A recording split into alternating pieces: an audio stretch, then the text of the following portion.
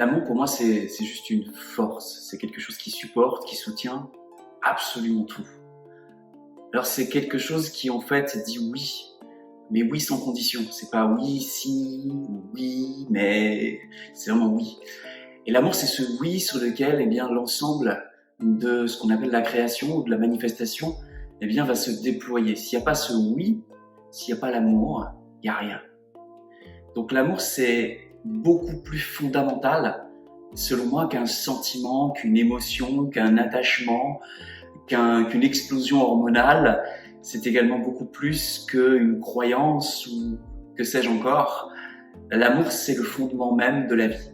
Sans amour, sans ce support, sans ce soutien, il n'y a rien. C'est donc quelque chose d'extrêmement sacré. On n'a pas besoin d'être religieux, on n'a pas besoin d'avoir des croyances particulières pour se rendre compte que ce qui soutient l'ensemble de l'univers, ce qui soutient l'ensemble de la création, de la manifestation, est extrêmement précieux, est extrêmement digne d'une profonde relation, d'une profonde intimité.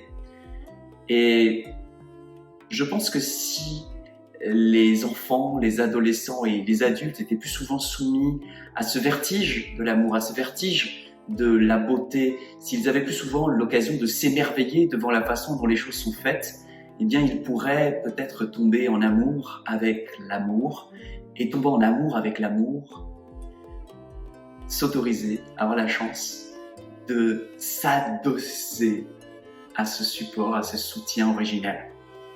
Et quand on s'adosse sur ce qui soutient tout, il est fort à parier que l'on se met à faire d'autres choix, que l'on se met à avoir d'autres pensées et que l'on se met à manifester une autre vie.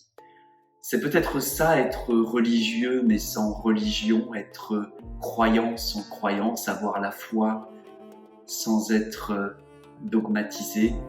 C'est peut-être simplement constater combien merveilleux est la manifestation et par déduction en arriver à ce qui soutient cet ensemble-là.